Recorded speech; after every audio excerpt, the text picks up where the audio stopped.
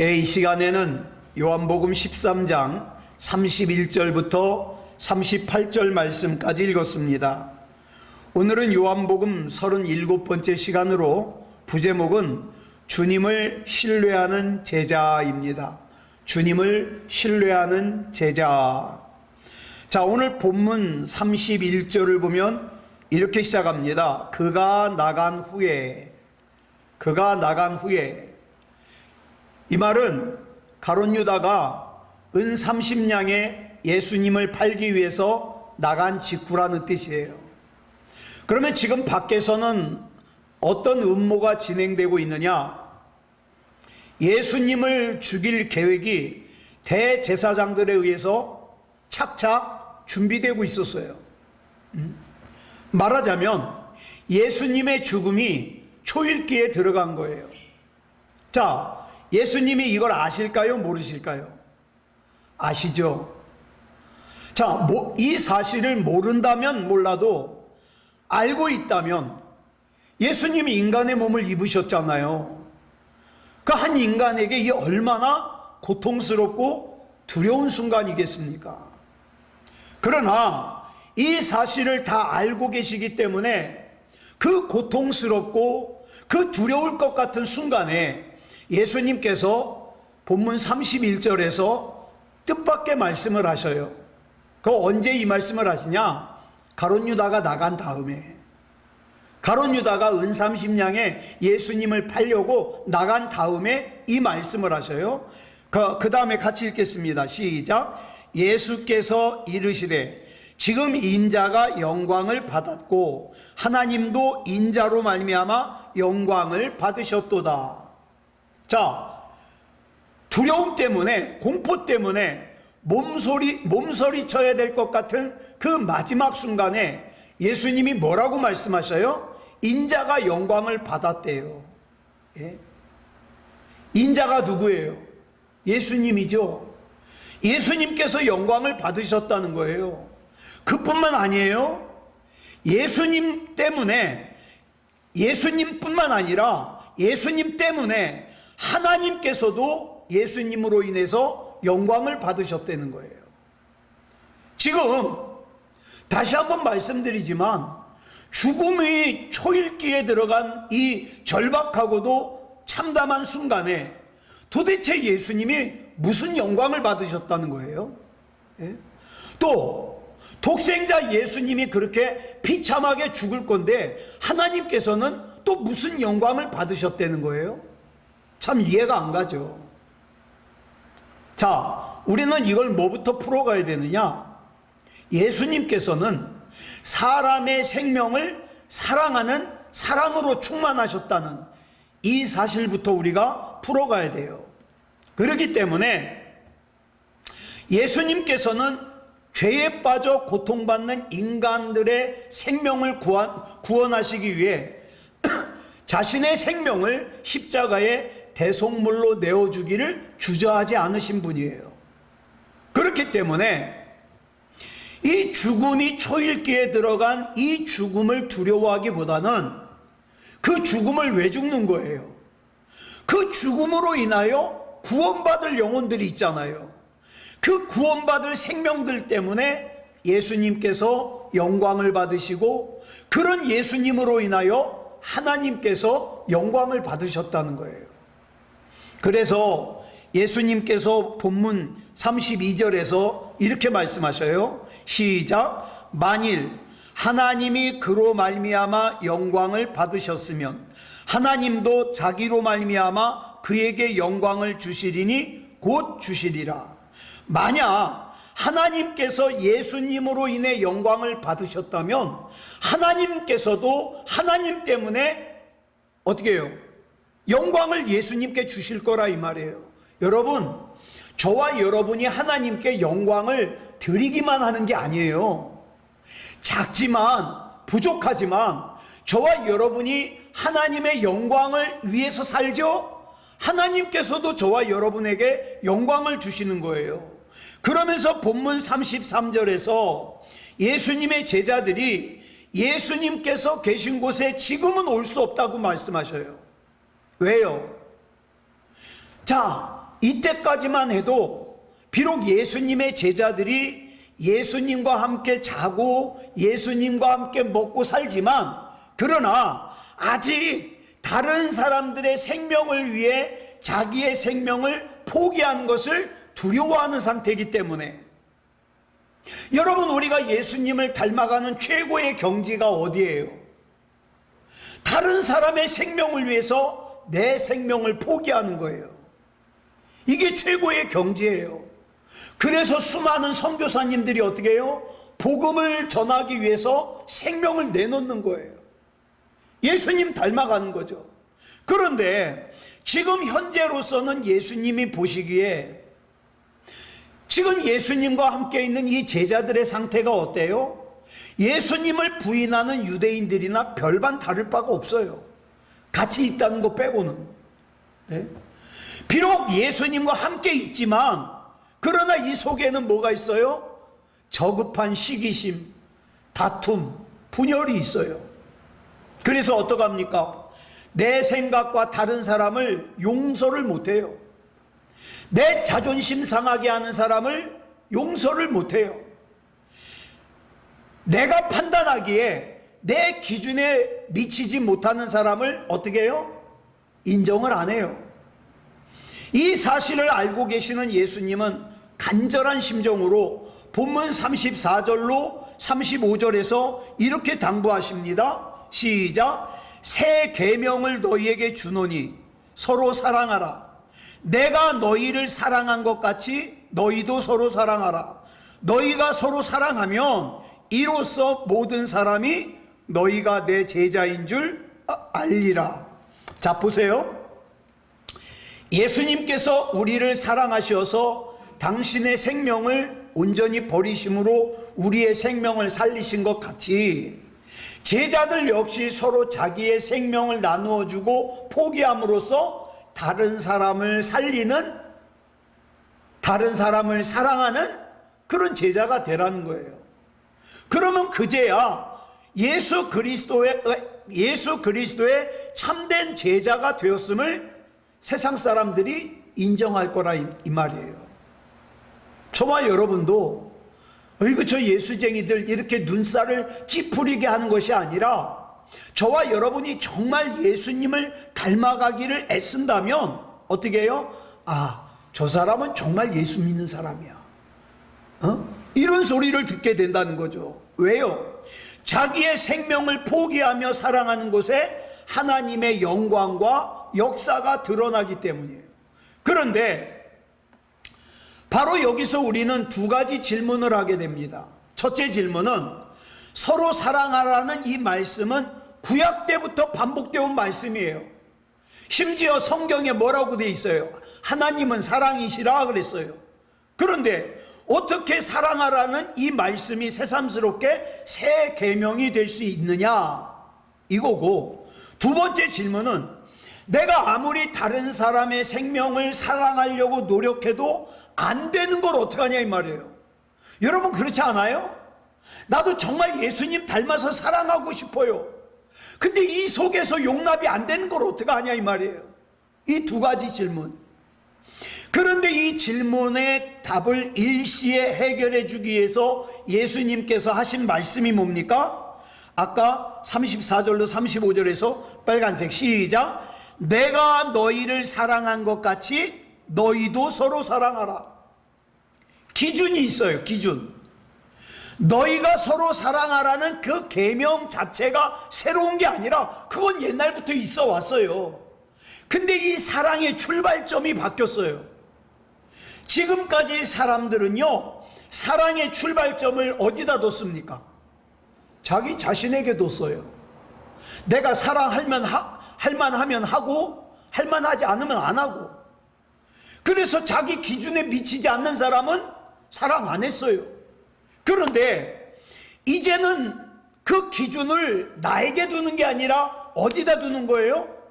주님께 두는 거예요. 주님께서 나를 사랑하신 것 같이 사랑하라는 거예요. 기준이 달라진 거예요. 나의 부족함과 나의 추함과 나의 더러움에도 불구하고 내 생명을 사랑하셔서 나를 위해서 당신의 생명을 버리신 그 예수님께서 나를 사랑하신 것 같이 사랑해라. 그 주님의 사랑에 의해, 그 주님의 사랑으로, 그 주님의 사랑 때문에, 그 주님의 사랑의 힘에 이끌려서 사랑해라. 그러면 네가 참된 그리스도인인 줄 알리라. 이 말이죠. 여러분, 사랑은요, 내가 노력한다고 해서 되는 게 아니에요. 사랑은요, 사랑의 주체이신 예수님으로부터 공급을 받아야 돼요. 인간의 의지와 인간의 결단 이전에 우리를 사랑하신 주님의 사랑이 우리의 사랑의 동기가 되어야 돼요.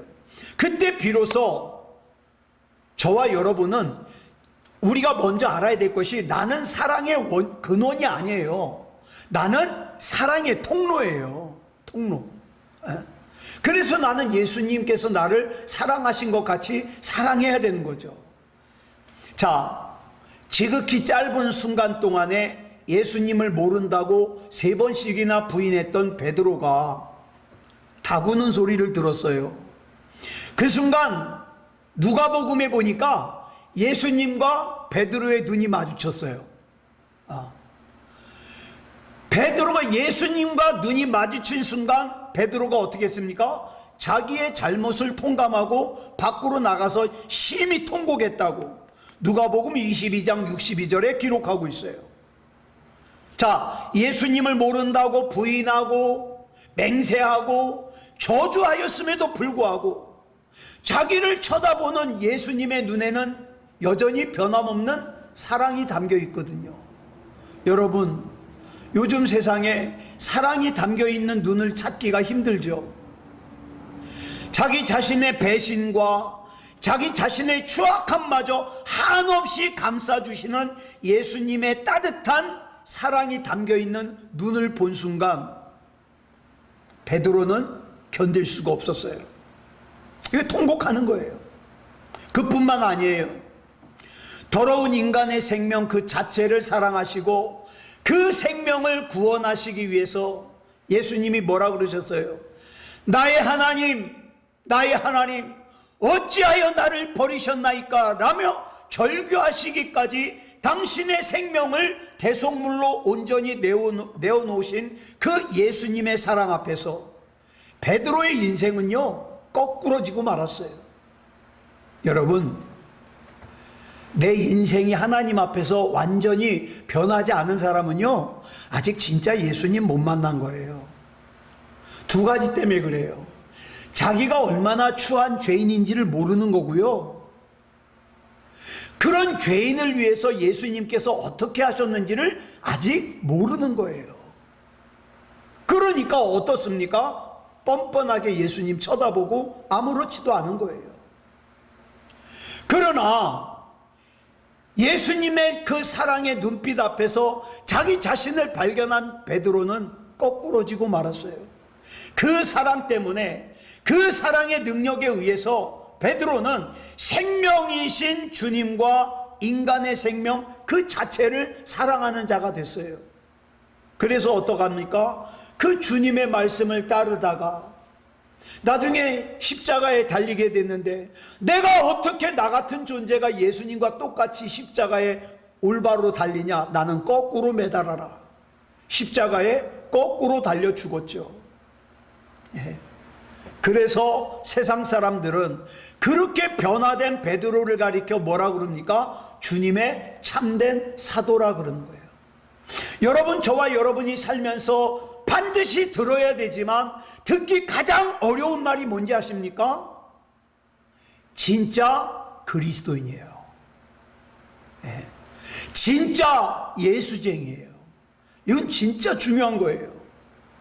예수님이 그랬잖아요. 지금은 내가 따라올 수 없다. 그런데 나중에는 따라올 거야. 왜? 아직은 변하지를 못했거든요. 베드로가 아직은 자기를 모르고 예수님을 모르거든요. 그러나 자기를 알고 예수님을 아는 순간 어떻습니까? 십자가에 거꾸로 달리기까지 예수님을 따라가는 거예요. 그런데 보세요. 지금 예수님께서 제자들에게 이 말씀을 하시는 때가 언제냐? 예수님이 체포되시기 불과 몇 시간 전이에요. 이미 제자 중에 하나인 가룟 유다는요, 예수님 팔려고 갔어요. 자리를 떠났습니다. 자, 그런데 베드로가 예수님께 주여 어디로 가십니까? 물었지만 예수님께서 뭐라 그래요? 내가 가는 곳에 지금은 네가 올 수 없어. 베드로는 자존심이 상했어요. 내가 얼마나 예수님을 잘 따랐는데, 내가 예수님을 위해서라면 목숨까지 버릴 수 있는데, 그렇지만 예수님이 뭐라 그래요? 아니야 베드로야, 너 다 굴기 전에 3번 나를 부인할 거야, 이렇게 말씀하시죠. 말하자면 지금 이 때가 어떤 때냐? 이 제자들에게 있어서 불확실한 미래 때문에 불안한 때예요. 근심스러운 때예요. 그 불안하고 불확실하고 근심이 충만한 때에 예수님께서 제자들에게 이렇게 말씀하셔요. 요한복음 14장 1절 시작. 너희는 마음에 근심하지 말라. 하나님을 믿으니 또 나를 믿으라. 이런 말씀이에요. 너희가 정녕 하나님을 믿는다면 마음에 근심하지 마라. 너희가 정녕 진짜로 하나님을 믿는다면 그리스도인 나를 믿고 내가 하는 일을 믿어라, 이 말이에요. 내가 하는 그 일이 너희가 납득이 안 돼도, 너희들이 예상했던 것 달라도 믿어라, 이 말이죠. 바꿔 말하면 지금부터 어떤 상황이 벌어진다 할지라도 나를 끝까지 믿어라. 더 구체적으로 얘기하면요, 너희의 기대와 예상과는 달리 내가 너희들 앞에서 무기력하게 군병들에게 잡혀가더라도 나를 믿어라. 많은 사람들에게 내가 수모와 조롱을 당할지라도 나를 끝까지 믿어라. 내가 처참하게 십자가 위에서 찢겨져 죽는 걸 보더라도 내가 하는 걸 끝까지 신뢰해라. 그 모든 것은 너희들의 죄값을 치르기 위한 것이요, 너희들을 하나님의 집, 영원한 하나님의 나라로 인도하기 위함인 것을 믿어라, 이 말이에요. 사랑하는 여러분, 저와 여러분도 살다 보면 내가 정말 이해가 안 되는 때가 있잖아요. 나에게 왜 이런 일이 일어나는지 이해가 안 될 때가 있어요. 그때도 주님은 말씀하십니다. 그래도 믿어라. 그래도 신뢰해라. 예? 우리 예수님은 당신의 생명을 버리시기까지 우리에게 천국의 길을 열어주셨어요. 그 예수님을 내가 정녕 믿는다면 이 세상을 살아가면서 내가 기대한 대로 되든 안 되든, 내가 이해가 되든 안 되든 근심할 일이 뭐냐, 이 말이죠. 내 앞에 어떤 상황, 어떤 사건이 펼쳐지고 전개된 늘 내 죽음 이후를 책임져 주실 분을 어찌 신뢰하지 못하겠습니까?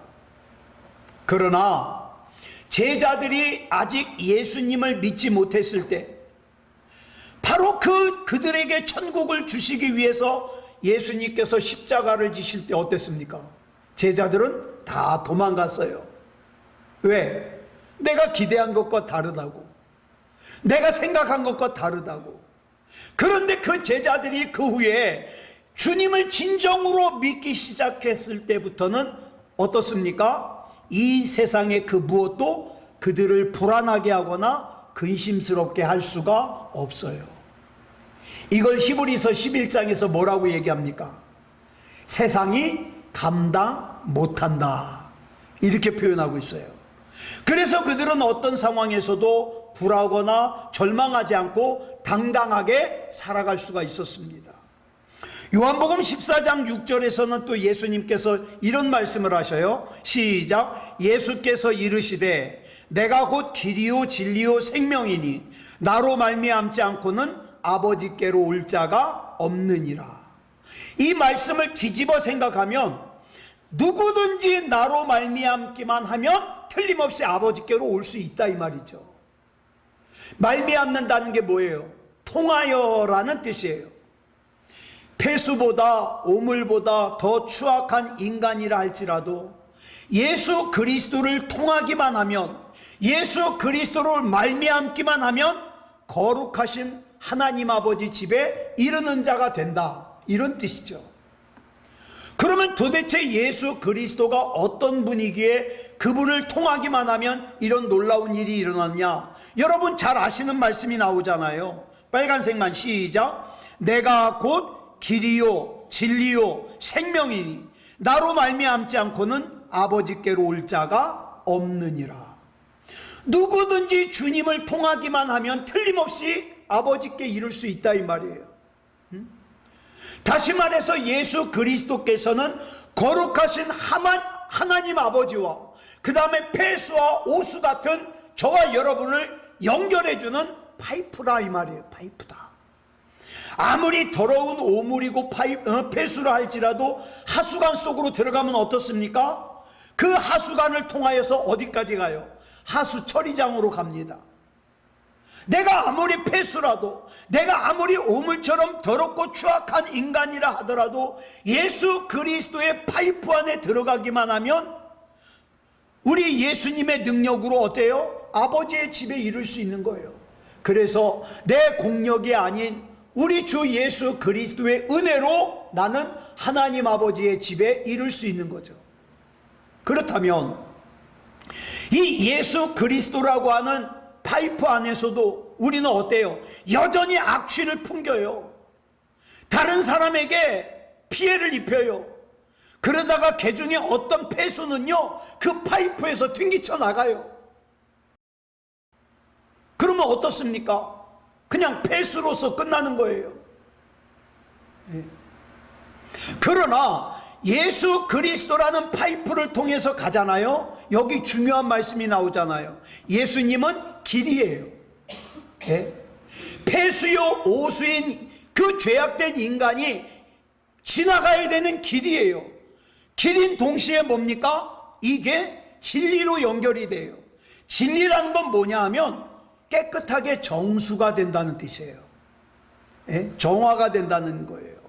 그래서 우리가 마침내 이르는 곳이 어디냐? 생명이다, 이 말입니다. 생명. 그래서 우리가 예수 그리스도라고 하는 생명의 파이프를 따라가다 보면 무엇을 만나게 되는가? 예수님의 십자가를 만나게 돼요. 예수님의 십자가. 그곳이 어디예요? 영혼의 정수처리장이죠. 그 십자가 위에서 죽은 물, 버려진 물, 오염된 물, 냄새나는 물 같은 우리가 새로운 생명으로, 참 생명으로 되살아나는 거예요. 이거는 그냥 교회만 다녀선 해결이 될 수가 없어요. 예수님을 만나고 반드시 예수님을 통해야 돼요. 반드시.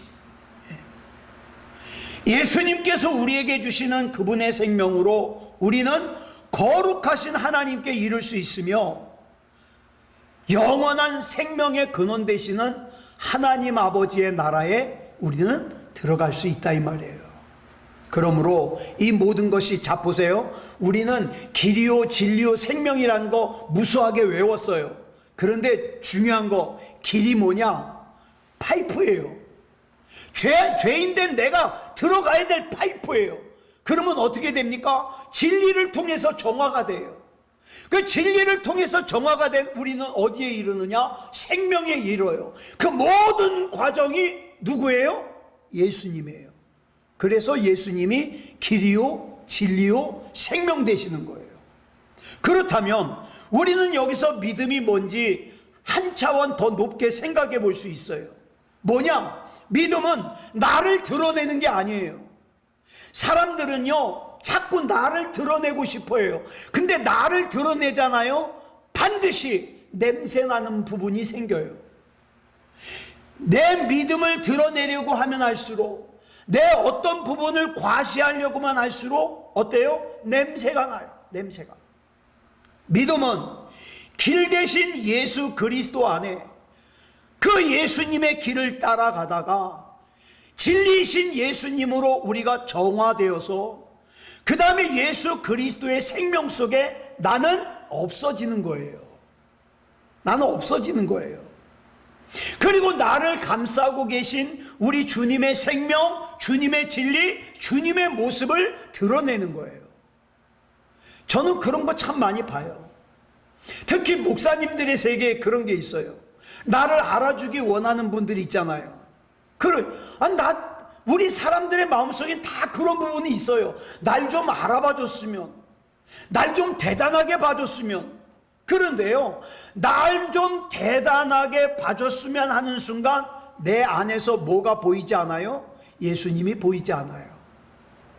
어떤 걸 선택하시겠습니까? 내가 보이는 걸 선택하시겠습니까? 예수님이 보이는 걸 선택하시겠습니까? 만일 내가 한순간이라도 길이요 진리요 생명 대신 예수님으로부터 벗어난다면 마치 하수관에서 정화되지 않은 상태로 삐져나온 폐수와 오물덩어리 같아서 하나님의 눈살을 찌푸리게 하고 내 옆에 있는 사람들을 고통스럽게 하는 거예요. 다시 말해서 이걸 마태복음 7장에서 뭐라 그럽니까? 예수님께서 나더러 주여 주여 하는 자마다 다 천국에 갈 것이 아니다. 아버지의 뜻대로 살아야 된다. 그럼 그 아버지의 뜻이 뭐예요? 길이요 진리요 생명 대신 예수님을 통하는 거예요. 예수님을 통하는 거. 예. 자, 그런데 나도 모르게 내 자신을 자꾸 드러내려고 한다는 게 문제죠. 자, 예수님께서 겟세마네 동산에 오르시기 전에 마가의 다락방에서 마지막 만찬을 했어요. 자, 그럴 때 예수님께서 제자들의 발을 다 씻겨주시고 그 다음에 이렇게 말씀하셔요. 이 밤이 지나고 나면 나는 고난의 십자가를 지고 죽을 거야. 많은 사람들이 나를 조롱하고 나를 고통스럽게 하고 결국에는 나를 십자가에 달아 죽일 거야. 근데 이 말을 듣는데 베드로는 도저히 이해가 안 가는 거예요. 예수님이 어떤 분이에요? 사람들의 불치병을 고쳐주신 능력 있으신 분이에요. 죽은 사람도 살려주신 능력 있으신 분이에요. 풍랑이 있는 바다를 향해서 잔잔하라 명령하시니까 잔잔한 그런 주님이에요. 죽은 나사로를 살려내신 분이에요. 어린아이 도시락 하나로 남자 장정만 5,000명이 먹고도 남겼던 그런 능력이 있으신 분이에요. 그런데 그런 능력이 있으신 예수님께서 왜 대제사장들과 서기관들에게 고난을 당하고 죽으셔야 됩니까? 여러분, 우리도 많이 하는 질문 아니에요? 네? 내가 예수님을 이렇게 열심히 믿는데, 내가 예수님을 이렇게 간절하게 믿는데 왜 내가 그래야 돼? 이건 베드로가 기대하는 예수님의 모습이 아니에요.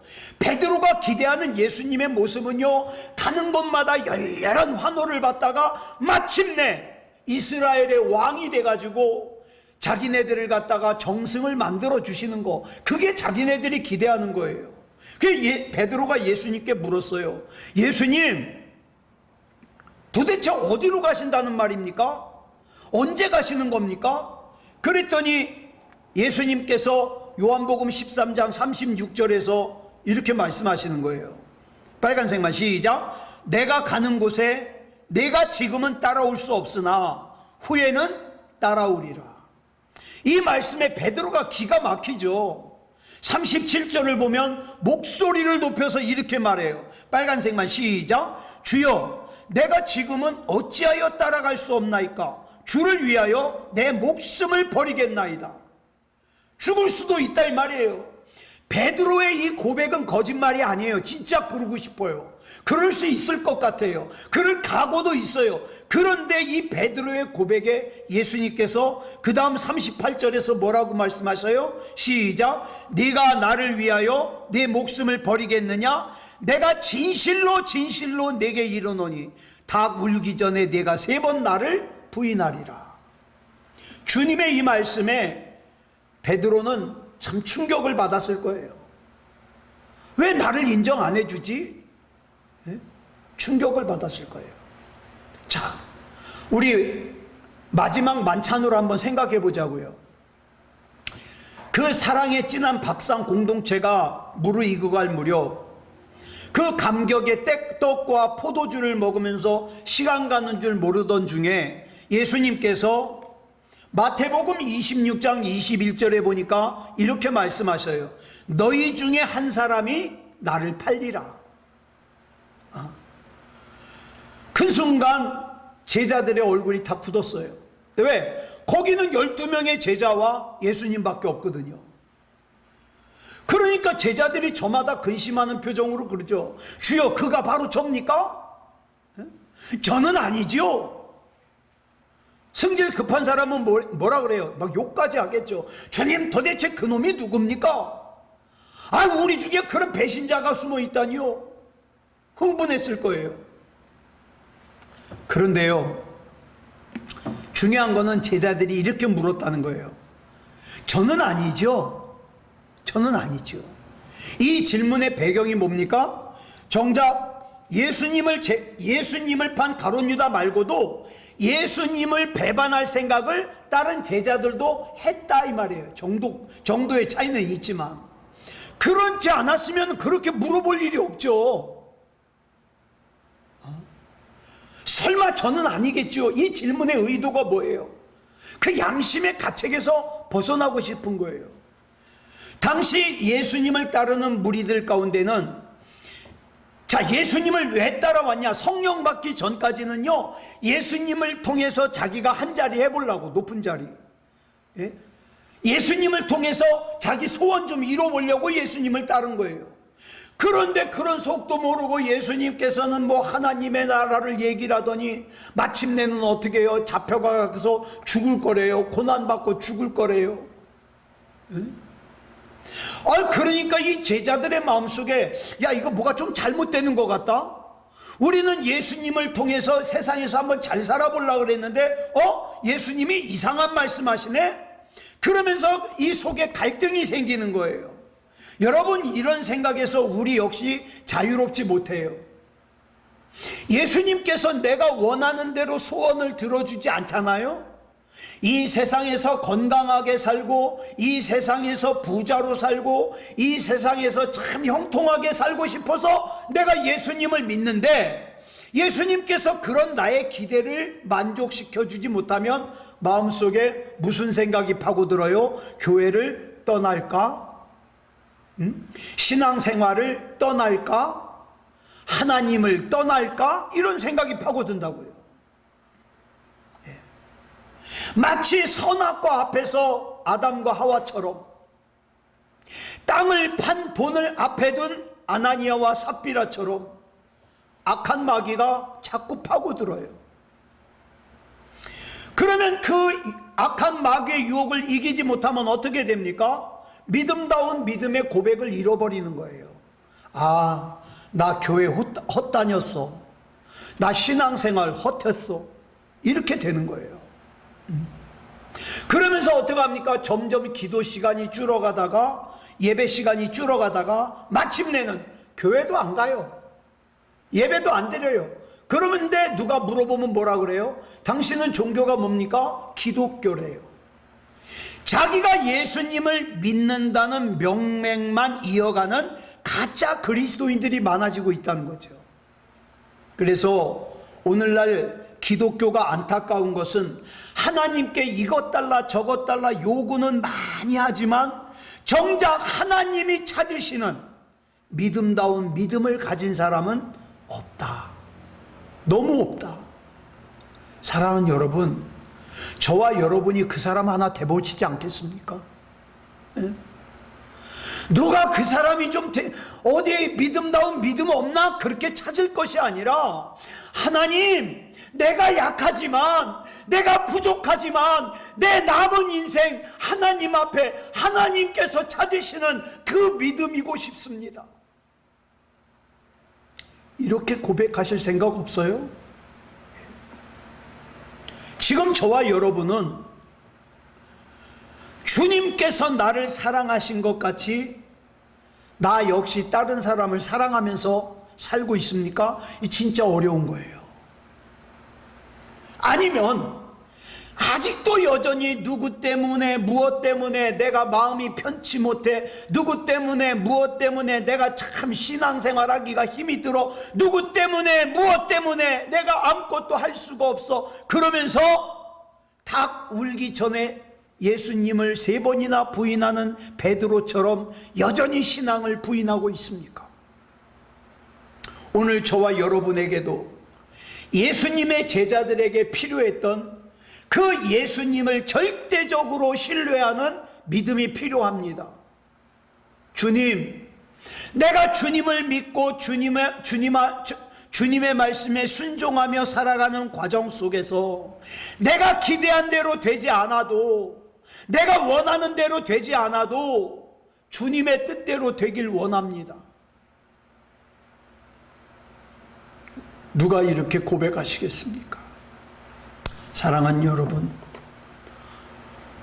저와 여러분이 좋을 때만 하나님을 신뢰한다고 그러지 말고, 어려울 때도 힘들 때도 하나님에 대한 절대적인 신뢰와 믿음을 가지고 그 모든 과정을 다 이겨내시기 바랍니다. 오늘 하나님께서 저와 여러분에게서 보고 싶은 것이 바로 그거예요. 믿음을 보고 싶구나. 나를 신뢰하는 걸 보고 싶구나. 아무쪼록 우리 하나님 앞에서 믿음다운 믿음으로 승리하는 저와 여러분이기를 그리스도 예수님의 이름으로 축복합니다. 기도하겠습니다. 사랑하는 주님, 감사합니다. 이 밤에 우리 하나님 앞에 정말 믿음다운 믿음이기를 원합니다. 내가 좋을 때만 하나님 앞에 좋다고 우하하 웃는 것이 아니라 내가 힘들 때도 다 하나님의 뜻이 있음을 믿고 신뢰하고 따라가기 원합니다. 하나님, 우리가 비록 부족하지만, 연약하지만 하나님께서 찾으시는 그 믿음이고 싶습니다. 그 교회이고 싶습니다. 그 성도이고 싶습니다. 하나님께서 붙잡아 주시옵소서.